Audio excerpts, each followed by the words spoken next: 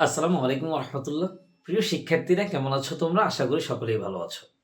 বন্ধুরা, আজকের এই ভিডিওতে আমরা ন্যারেশনের একটি বোর্ড কোয়েশ্চেন সলভ করার মাধ্যমে দেখাবো তোমাদেরকে কিভাবে বোর্ড কোয়েশ্চেনগুলো সলভ করলে তোমরা সর্বোচ্চ ভালো করতে পারো।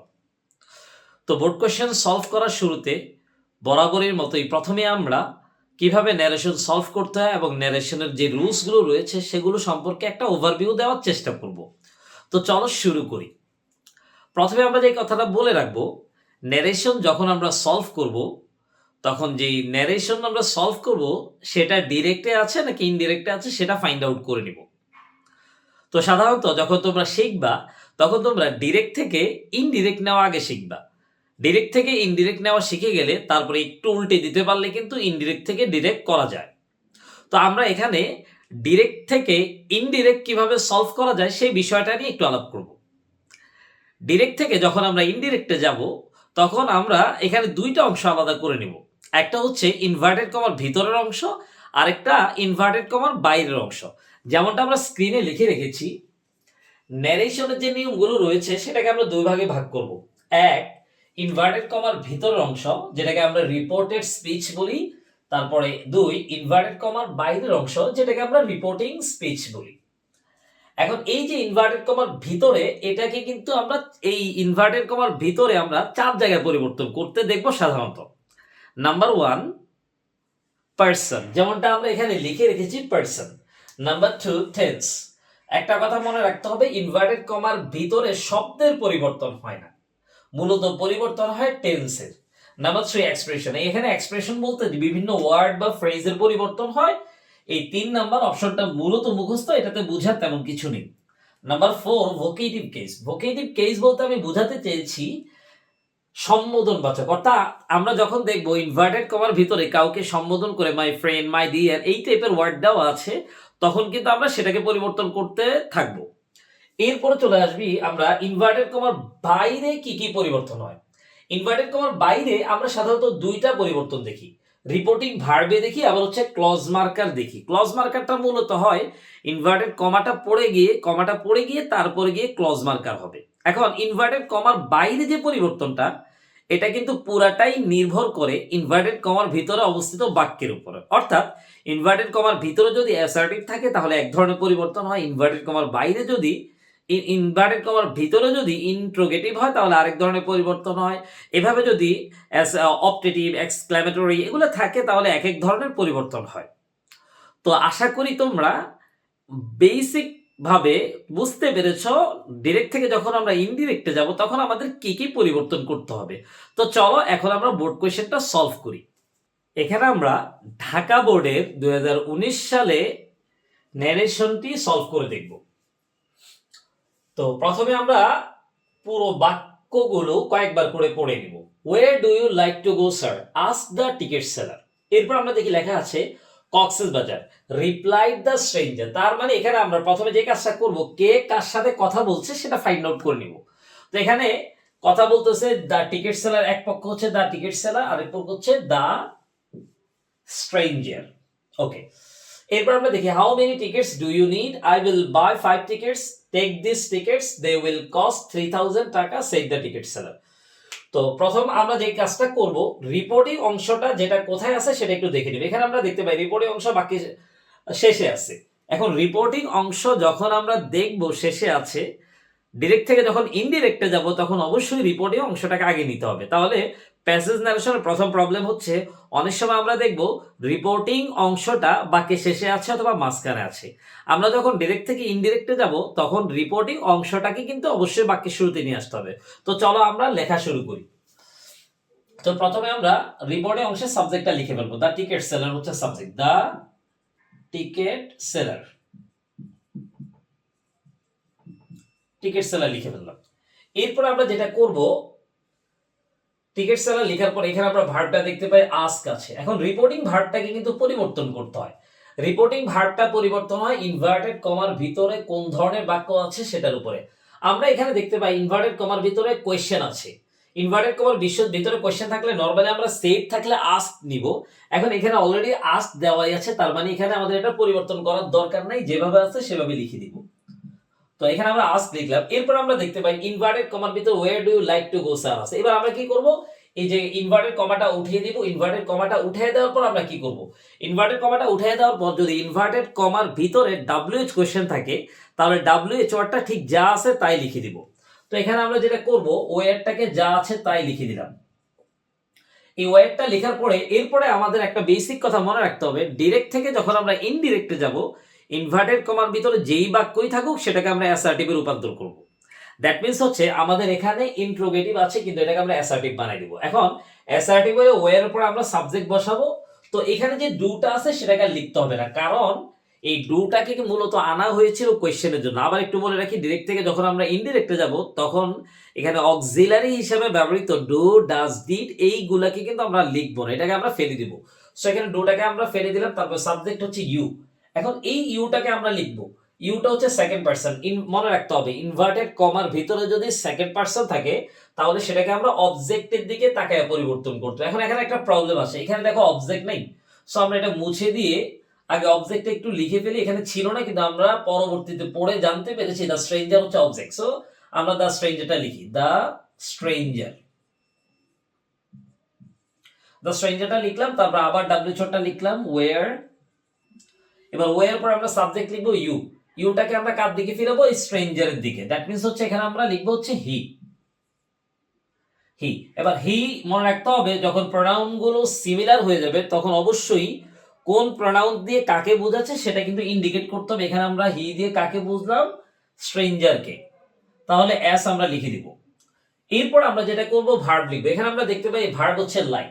এখন লাইকটার কোনো পরিবর্তন করব কিনা মনে রাখতে হবে, ইনভার্টেড কমার ভিতরে যদি ভার্ব থাকে সেটাকে কিন্তু অবশ্যই পরিবর্তন করতে হবে একটা শর্ত পাওয়ার পরে। শর্তটা হচ্ছে ইনভার্টেড কমার বাইরে যে ভার্বটা আছে অর্থাৎ রিপোর্টিং ভার্বটা ফার্স্ট টেন্সে আছে কিনা। আমরা একবার শুধু দেখে নিব ফার্স্ট টেন্সে আছে কিনা। এখানে আমরা দেখতে পাই যে আস্ক এটা ফার্স্ট টেন্সে আছে, সো এটাকে আমরা পরিবর্তন করব। এখন পরিবর্তন করে আমরা কোথায় নিব, যখন আমরা পরিবর্তন করব প্রথমে আমরা শর্তটা দেখব। এখানে আমরা শর্তটা দেখতে পেয়েছি ফার্স্ট আছে।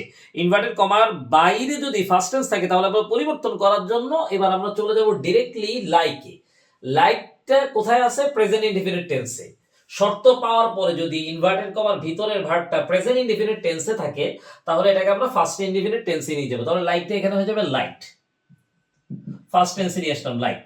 এরপরে যেটা আছে এটা কোনো পরিবর্তন হবে না, সো নরমালি আমরা লিখে দিই গো টু গো। এরপরে দেখো এখানে আমরা একটা জিনিস সেরে আসি, স্যার শব্দটা আছে, এটা কিন্তু আমি ইচ্ছা করে পরিবর্তন করিনি। কেন পরিবর্তন করিনি, কারণ আমরা একদম সিরিয়ালে যেতে চেয়েছি। এখন স্যার ইনভার্টেড কমার ভিতরে যে স্যার শব্দটা আছে এটাকে আমরা পরিবর্তন করব। এখন স্যার শব্দটা পরিবর্তন করে আমরা কি লিখবো, দেখো স্যার শব্দের অর্থ হচ্ছে সম্মান। স্যার আসলে কাউকে আমরা সম্মানার্থে বলে থাকি। তাহলে এই স্যার শব্দটাকে যদি এখানে আমরা সম্মানার্থে বলি তাহলে এই স্যারটাকে আমরা উল্টে একটা স্যারের পরিবর্তে একটা ওয়ার্ড লিখবো। স্যারের পরিবর্তে আমরা এখানে লিখবো রেসপেক্টফুলি, অথবা আমরা লিখতে পারি উইথ ডিউ রেসপেক্ট। এখন এটা আমরা কোথায় লিখবো, এটা আছে ইনভার্টেড কমার ভিতরে কিন্তু এটাকে আমরা আসলে লিখবো হচ্ছে ইনভার্টেড কমার বাইরে। তাহলে ইনভার্টেড কমার বাইরে যদি আমরা লিখি দ্য টিকেট সেলার আস্ক, এখন এই যে the ticket seller ask the stranger, এর উপরে এখানে আমরা লিখে দিতাম, যেহেতু আমাদের জায়গা নেই আমরা উপরে লিখে দিচ্ছি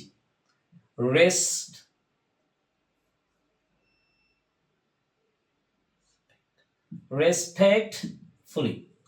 ওকে, এটা আমরা লিখে দিলাম রেসপেক্টফুলি। তাহলে the ticket seller ask the stranger respectfully. এরপর আমরা যেটা করব, where he like to go শেষ, আমাদের এখানে ফুল স্টপ দিতে হবে কারণ এটা এখানে ইন্ট্রোগেটিভ আর নাই, এটা অ্যাসার্টিভ হয়ে গেছে। আমাদের প্রথম বাক্যে নারেশন কমপ্লিট। এরপর আমরা যেটা করব, পরের বাক্যে আমরা পড়ব কক্সেস বাজার রিপ্লাইড দ্য স্ট্রেঞ্জার। এখানে আমরা দেখতে পাই ইনভার্টেড কমার ভিতরে কিন্তু কোনো বাক্য নাই। এখন এখানে আমরা একটা নতুন সমস্যার সম্মুখীন হলাম, ইনভার্টেড কমার ভিতরে বাক্য নেই। এখন আমরা কি করব, যখন আমরা ডিরেক্ট থেকে ইনডিরেক্টলি যাব প্যাসেজ নারেশনের ক্ষেত্রে আমাদের দ্বিতীয় যে সমস্যাটা ফেস করতে হতে পারে সেটা হচ্ছে ইনভার্টেড কমার ভিতরে পরিপূর্ণ বাক্য দেয়া থাকবে না। মনে রাখতে হবে ডিরেক্ট থেকে ইনডিরেক্ট যাওয়ার ক্ষেত্রে ইনভার্টেড কমার ভিতরে যদি পরিপূর্ণ বাক্য দেয়া না থাকে সেক্ষেত্রে আমরা এটাকে পরিপূর্ণ একটা বাক্যে রূপান্তর করব। তো এখানে আমরা আসলে ধরে নিব কি আছে, টিকিট সেলার মানে যখন বলতেছে সে কক্সবাজার যাবে তাহলে সেইভাবে হয়তো বলবে I like to go to Cox's Bazar. তাহলে আমরা এখানে ধরে নিতে পারি I like to go to Cox's Bazar আছে, I like to go to এটুক আছে। তাহলে এই যে এটুকে কিন্তু আমরা লিখবো। এবার আমরা চলে যাই রিপ্লাইড দ্য স্ট্রেঞ্জার। প্রথমে আমরা রিপোর্টের অংশটা লিখে ফেলবো,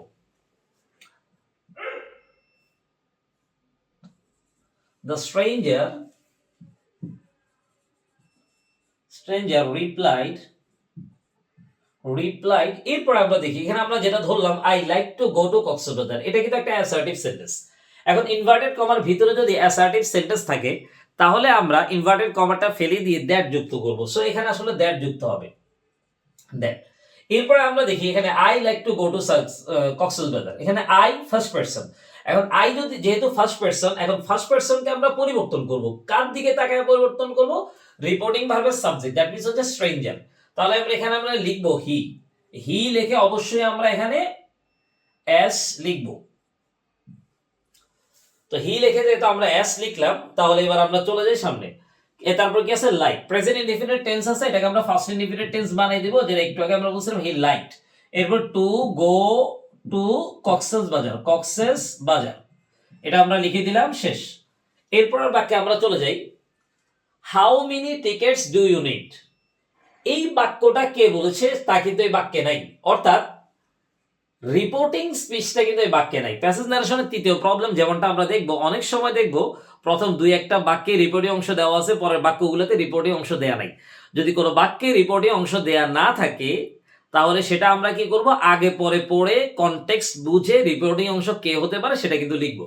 তো এখানে এটা কে জিজ্ঞেস করছে আমরা দেখি, how many tickets do you need, আপনার কতগুলো টিকিট লাগবে, এটা কিন্তু অবশ্যই টিকিট সেলার জিজ্ঞেস করতেছে। তাহলে আমরা টিকিট সেলার কথাটা একটু লিখে নিব, দা টিকেট সেলার। এরপর আমরা লিখবো হচ্ছে, দেখো এখানে আমরা দেখতে পাই how many tickets do you need, এটা কিন্তু ইন্টারোগেটিভ আছে, দ্যাট মিন্স হচ্ছে আমরা আস্ক লিখবো। আমরা একটু আগে বলেছিলাম ইনভার্টেড কমার ভিতরে যদি কোয়েশ্চেন থাকে তাহলে রিপোর্টিং অংশে আমরা আস্ক লিখবো। এরপর আমরা যেটা করব, ডাব্লিউ শর্ট থাকলে আমরা বলেছিলাম যা আছে তাই লিখে দিব হাউ। এখন মেনি টিকেটসটাকেও লিখতে হবে কারণ হাউ এর সাথে এটা কানেক্টেড, তাহলে হাউ মেনি টিকেটস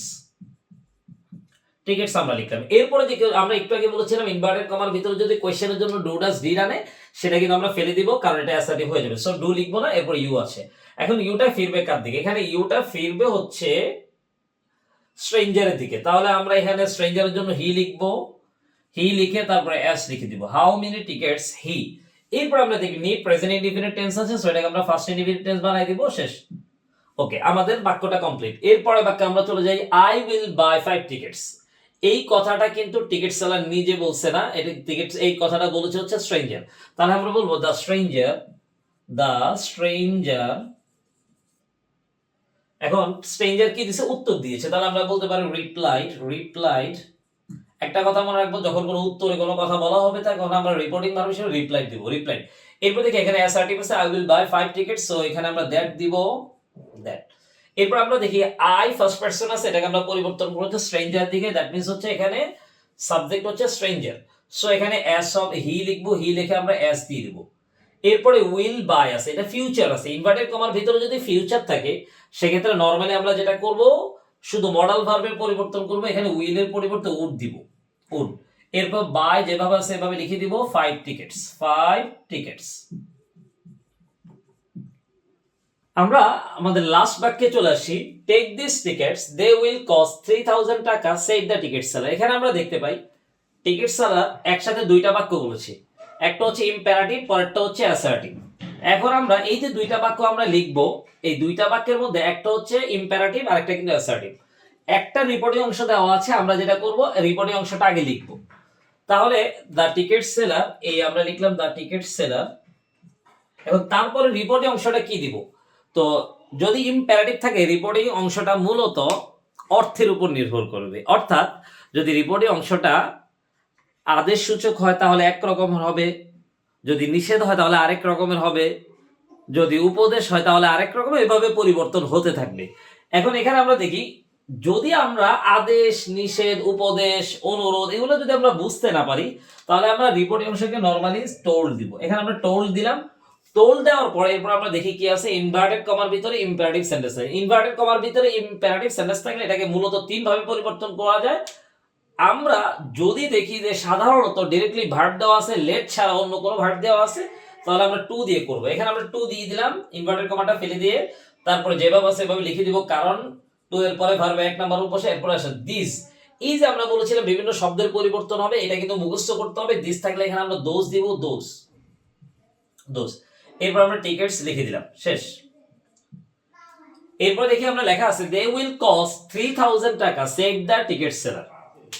তো দে উইল কস্ট 3000 টাকা, এটাকে আমরা লিখবো। এখন এটার জন্য আমাদের আবারও রিপোর্টে অংশ লাগবে, রিপোর্টে অংশ নাই, অলরেডি আমরা একবার লিখে ফেলছি, কিন্তু এটাকে আমরা দিব।